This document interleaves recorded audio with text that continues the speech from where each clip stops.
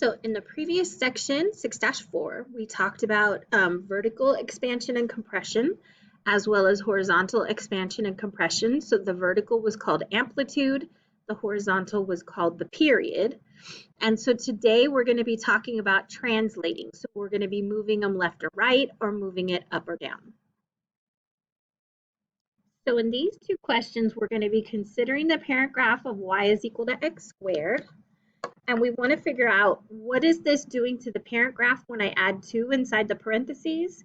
And what is it doing to the parent graph when I add 4 outside of the parentheses? So take a moment to pause the video and see if you could answer those two questions. So hopefully you see that because the 2 is inside the parentheses, this is going to be a horizontal change.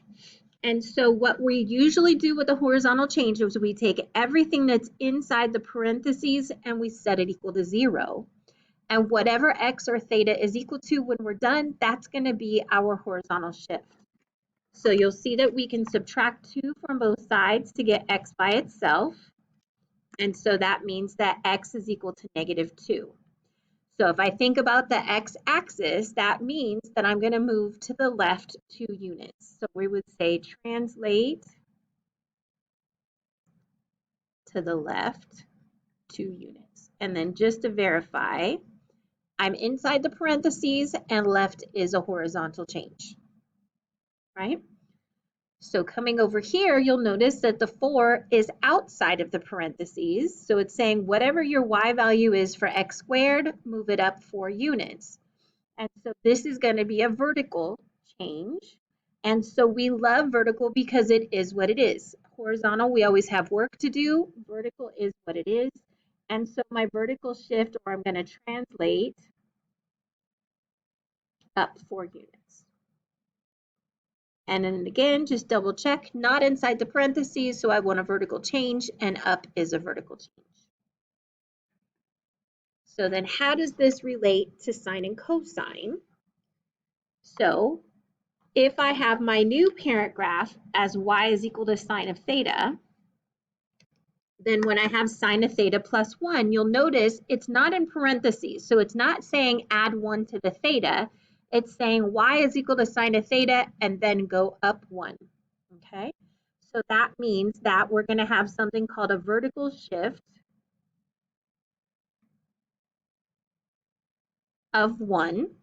And so we could say translate up 1 unit.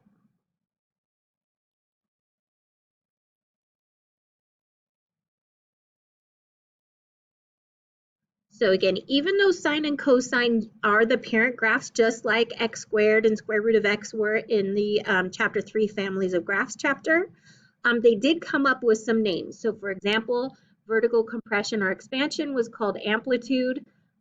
Horizontal compression or expansion was called period. And then here, adding that 1, that's going to be what I call the vertical shift. So a vertical shift is a vertical translation of a trig function. And so normally when we talk about the midline, so that's the line that goes right through the middle. So there's equally as many points above as there are below. Normally the x-axis or the theta axis is called the midline of the trig function. And so when we have a vertical translation, the midline also shifts. So if I have y is equal to a times the sine of theta plus h, that means I have a vertical shift of h. And so my new midline, instead of being at y equals 0, is now at y is equal to h. All right, so going back to our example where we had the parent graph of sine of theta, and this said translated up 1 unit, let's start with just the parent graph. And so we're going to graph y equals sine of theta, so that's going to give us a period of 2 pi. So I'm going to use pi over 2, pi, 3 pi over 2, and 2 pi. So this is taking 2 pi and splitting it up into 4 equal parts. And my sine of 0 is 0. So I'm going to start at 0. And then remember, we build a hill and then a valley where my maximum is 1 and my minimum is -1. So that is the parent graph of my sine function. And so what this plus 1 is doing is saying whatever you get for that y value of sine of theta, add 1 to it. So that means what was at 0 is now at 1. What was at 1 is now at 2. What was at 0 is now at 1. What was at -1 is now at 0. And what was at 0 is now at 1. And so we get a function that looks like this, where every point on that sine function moved up 1 unit. So notice where the x-axis used to cross the parent graph, I now would move that up 1 unit, and I have a new what we call midline at y is equal to 1. All right, so let's try this with cosine. Take a look here, pause the video, and see if you can figure out what would happen to cosine if we subtract 2 from it. So hopefully you see that this would be translated down 2 units, which means that we have a vertical shift, or what I call a VS, of -2. And so I know that this has that little histogram saying let's graph cosine first. Actually, let's go ahead and do that. Okay, so graphing cosine, my period doesn't change. So I've got pi over 2, I have pi, I have 3 pi over 2, and I have 2 pi. But looking at my unit circle, if I talk about 0, cosine of 0 is 1. So that means we start at a maximum at 1, and then we work down our way to a minimum at -1. So we start at the top of the hill, we build a hole, and then we work our way out of the hole. So this is what my parent graph looks like. Okay. And so then what this is going to do is shift everything down 2 units. So what was at 1 is now at -1. What was at 0 is now at -2. What was at -1 is now at -3. What was at 0 is now at -2. And what was at 1 is now at -1. Everything moved down 2 steps. And so I'm still at the top of the hill, building a hole and then working my way out of it. But notice where the x-axis went through the parent graph, that line is now at y is equal to -2. So we call that our midline. So what we like to do is, once we know where the midline is, if I don't want to have to graph the parent graph every time, we like to build in this maximum line and this minimum line here. So notice my amplitude never changed. It was 1 right here.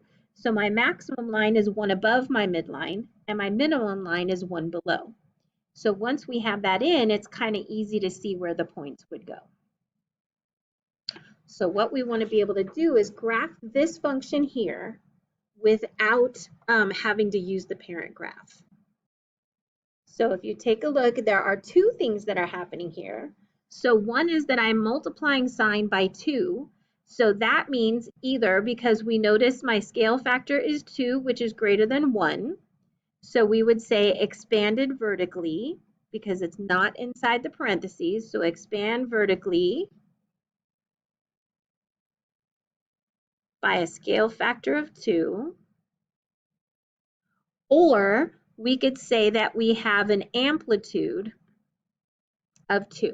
That is the trig term for it, right? And then this -1 here, it's outside the parentheses, so it's a vertical change. And so we can say that that's translated down 1 unit, or we call that a vertical shift of -1. So notice I have a vertical expansion and a vertical translation. So nothing changed horizontally. So this is still going to be at pi over 2. This is still going to be at pi. This will still be at 3 pi over 2. And this will still be at 2 pi. But now, translated down 1 unit, that means my midline is now at y is equal to -1. And then my amplitude of 2 says my maximum points will be 2 units above. And my minimum points will be 2 units below.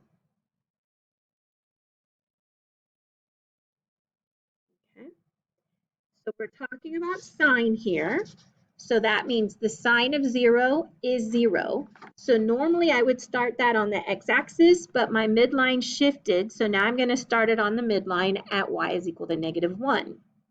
So I'm going to build a hill by taking the next step to the right and going to a maximum. The next step to the right would have gone to the x-axis, but now it's going to the midline. The next step to the right goes to the minimum. And then the next step to the right goes back to what would have been the x-axis, but is now my midline. And so now I have this function here where I translated it down 1 and stretched it vertically by a scale factor of 2. All right, so pause the video and see if you can describe what's happening with this final function here. So hopefully you see that we could put parentheses around that 2 theta because we're taking the cosine of that entire angle, which means that my scale factor would be the reciprocal of that 2 because anytime it's horizontal, we have work to do. So that means that we are compressed horizontally by a scale factor of 1/2. And then the +1, or we could say that my period gets changed by 1/2. So it's either 1/2 times 2 pi, or you could call it where k is equal to 2, you could call it 2 pi over k, which is 2, right? So in either case, hopefully you see that the period is now pi. The second thing is that +1, so that means that we are translating up 1 unit, or we have a vertical shift of +1. So if I go up +1, that's going to be up here. So I have my new midline at y is equal to 1. I don't have any amplitude change, so my maximum is going to be 1 above, and my minimums are going to be 1 below, meaning the x-axis. My period did change, so I've got to take my pi over 2 and multiply it by 1/2, and I get pi over 4. So I'm going to have pi over 4 here. And then my pi gets multiplied by 1/2, so that means that I'm going to get pi over 2. And then my 3 pi over 2 gets multiplied by 1/2, so that gives me 3 pi over 4 as my third step. And then my period of 2 pi gets changed by a scale factor of 1/2, which now again gives me a period of pi. So then if I look at cosine, cosine of 0 is 1. So that means we're going to start at a maximum. So my maximum is now here at 2. And then we said we'd go down normally to the x-axis, but now to the midline. And then the minimum, and then the midline, and then back up to the maximum. And so we're looking at this function here.